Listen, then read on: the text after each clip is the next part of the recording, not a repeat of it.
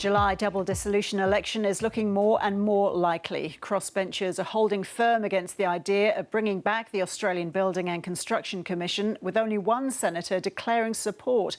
So, with numbers against the bill growing, the Prime Minister and opposition leader are steeling themselves for a July 2 showdown. Matthew Doran reports.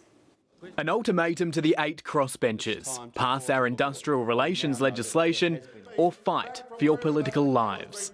But one Iron Lady isn't for turning. I will be voting no to the ABCC. I'll be quite honest like that. I will not be blackmailed. I will not have a gun held to my head. We hope that that would persuade the crossbenchers to support these bills. But regrettably, they seem to be even less supportive of the bills this year than they were last year. The Prime Minister wanted the findings from the Trade Union Royal Commission to be the catalyst for crossbench support.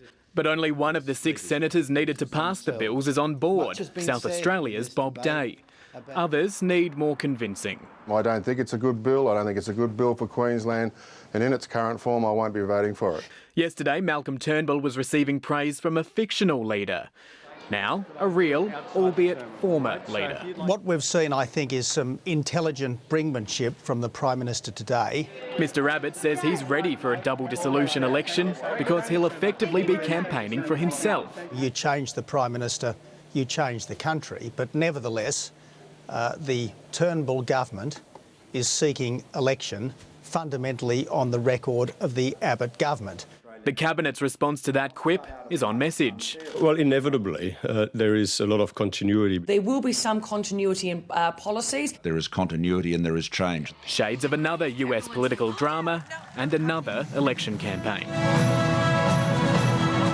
The opposition's ready for a fight. Labor's launching its unofficial election campaign in the key state of Queensland, forecasting the crossbench won't come around to the coalition's view. I suspect, in fact I'm pretty sure, we'll just be having an election on July the 2nd in 103 days' time. The government says it is open to negotiation, but it won't accept amendments just for the sake of it.